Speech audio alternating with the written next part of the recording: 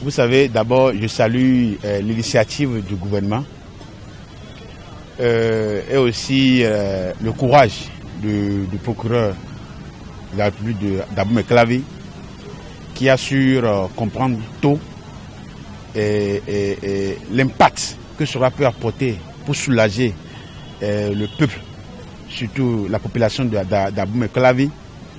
Je vois que c'est une très bonne initiative d'ailleurs. Oui, c'est vrai. C'est des gens qui ont semé beaucoup de terreur. Et ce n'est pas eux seuls, comprenez ceci.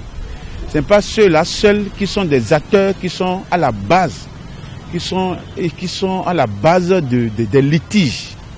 C'est pas eux seuls, ils sont nombreux dans toutes les communes. Je dis que bravo au gouvernement pour cette initiative. Et ce n'est pas seulement les mettre sous mandat de dépôt qui est le problème, mais de procéder à l'annulation de toutes les mutations opérées par ces individus dans des domaines qui ne les concernent pas. Il ne faudrait pas qu'on se limite simplement au niveau de ces usurpateurs de titres et dire que c'est fini. Il faut que le procureur de la République d'Aboumé Clavi tape fort. Quand vous évoquez le nom de Calavi, la première chose qui vient à l'idée, c'est les conflits, comme vous venez de le dire, liés à la terre. Les parcelles disparaissent sans raison aucune. Les gens, après lotissement, ne retrouvent plus leurs parcelles. Les réserves administratives sont bradées. Vous voyez, la même parcelle est vendue à plusieurs personnes. Et ça crée vraiment de véritables conflits. Et ça fait que pour acheter des parcelles dans Calavi, les gens se posent mille et une questions. Et très souvent, c'est quoi la stratégie?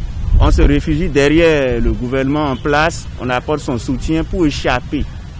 Soit ton soutien, c'est pour faire la magouille, c'est à cause de la magouille, à cause de ses intérêts qu'on soutient. Donc c'est une bonne nouvelle que le gouvernement ait décidé enfin de taper dans cette fourmilière pour qu'on puisse voir clair, pour que l'acquéreur de parcelles soit désormais un peu plus confiant. Donc ils doivent aller loin, mais pas seulement les quelques là, parce que d'après les informations, il reste encore des gens qui sont encore dans la nature. Les cerveaux même de la mafia ne sont pas encore touchés. Moi, pour le moment, je ne suis pas encore satisfait. Le gouvernement doit encore aller plus loin et doit creuser plus loin pour définitivement mettre hors d'état de nuit ce réseau. Moi, je vois que c'est une bonne noble tâche, c'est très bien fait, puisque en réalité, les géomètres là, ce sont des hommes et normalement assermentés, asservis de coach, tant bien aux vendeurs qu'aux acheteurs, tant bien aux vendeurs qu'aux acheteurs de parcelles.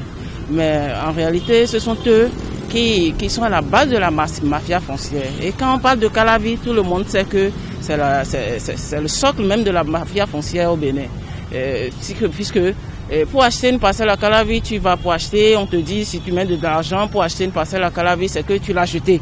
Et ce sont eux qui sont certainement à la base de ces trucs. Sinon, ces trucs n'allaient pas accroître dans la commune. Moi, j'acclame ça et je pense que c'est très bien fait, et que leurs collègues qui n'ont pas encore été appréhendés soient recherchés et appréhendés pour que dorénavant, la commune d'Aboumé Clavi soit une commune dans laquelle on n'aura plus d'inquiétude pour l'acquisition des terres.